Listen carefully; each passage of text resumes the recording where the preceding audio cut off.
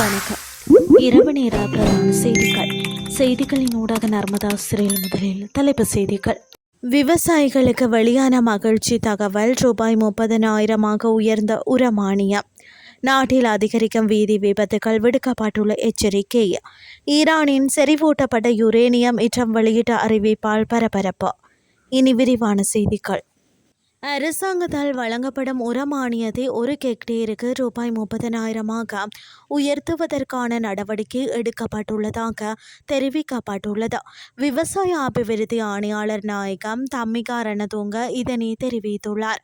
அரசு தகவல் திணைக்களத்தில் நடைபெற்ற சிறப்பு ஊடக சந்திப்பில் கலந்து கொண்டு கருத்து தெரிவிக்கும் போதே அவர் இதனை தெரிவித்துள்ளார். இதன் அடிப்படையில் அரசாங்கத்தால் வழங்கப்படும் உரமானியம் ஒரு ஹெக்டேருக்கு ரூபாய் 25,000 ரூபாய் 30,000 ரூபாய் 5,000 உயர்த்தப்பட்டுள்ளது. இந்த மானிய தொகை தகுதியுடைய 5,02,836 விவசாயிகளின் வங்கி கணக்குகளில் ஒரேடியாக நேரடியாக வரவு வைக்கப்படும்.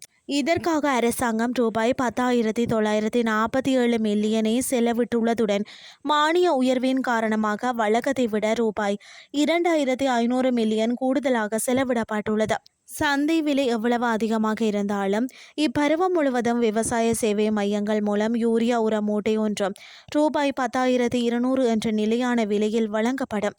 இந்த பருவத்தில் இதுவரை 4,09,670 ஹெக்டேர் நிலத்தில் நெல் சாகுபடி தொடங்கப்பட்டுள்ளதுடன் அதில் 3,64,900 ஹெக்டேருக்கு ஏற்கனவே உரமானியம் வழங்கப்பட்டுள்ளமை குறிப்பிடத்தக்கது. நாட்டில் நிலவி வரும் மோசமான காலநிலை காரணமாக மே மற்றும் ஜூன் மாத ஆரம்பத்தில் விபத்துகளின் எண்ணிக்கை கணிசமாக அதிகரித்துள்ளது. இலங்கை காவல் தலைமையகத்தின் போக்குவரத்து பிரிவு மற்றும் வீதி பாதுகாப்பு பேரவையின் தற்காலிக தரவுகளின்படி இவை கணக்கிடப்பட்டுள்ளன. அதாவது ஏப்ரல் மற்றும் மே மாதங்களில் பெய்த கடுமையான பருவமழை, வழுக்கும் வீதிகள் மற்றும் மோசமான காலநிலை காரணமாக முந்தைய மாதங்களை விட இந்த அதிகரிப்பு ஏற்பட்டுள்ளது. உயிரிழந்தவர்களில் பெரும்பாலானோர் மோட்டார் சைக்கிள் சாரதிகளும் பாதசாரிகளுமே என தெரிவிக்கப்படுகின்றது. இந்த நிலையில் சீரற்ற காலநிலைகளின் போது சாரதிகள் மிகவும் கவனமாக செயற்பட வேண்டும் என வலியுறுத்தப்பட்டுள்ளது. மேலும் அரசாங்க தரப்பிலும் விபத்துகளை கட்டுப்படுத்த பல தரப்பட்ட நடவடிக்கைகள் எடுக்கப்பட்டு வருவதாக தெரிவிக்கப்பட்டுள்ளமை குறிப்பிடத்தக்கது. இனி வெளிநாட்டு செய்திகள். ஈரானிடமிருந்து செறிவூட்டப்பட்ட யுரேனியத்தை வெளியே எடுப்பதற்கு தனக்கு எந்தவொரு ஒப்பந்தமும் தேவையில்லை என அமெரிக்க ஜனாதிபதி டொனால்ட் ட்ரம்ப் தெரிவித்துள்ளதாக தெரிய வந்துள்ளது. ஈரானின் அணுசக்தி திட்டத்தை கட்டுப்படுத்துவதற்காக அந்நாட்டுடன் ஒரு புதிய ஒப்பந்தம் மிக விரைவில் எட்டப்படவுள்ளதாக அவர் பலமுறை சுட்டிக்காட்டியிருந்தார். இந்த நிலையில் யுரேனியத்தை அங்கிருந்து அகற்றுவதற்கு இப்போது ஒப்பந்தம் எதுவும் தேவையில்லை என்று அவர் கூறியிருப்பது மிக முக்கியமான ஒன்றாக பார்க்கப்படுகிறது.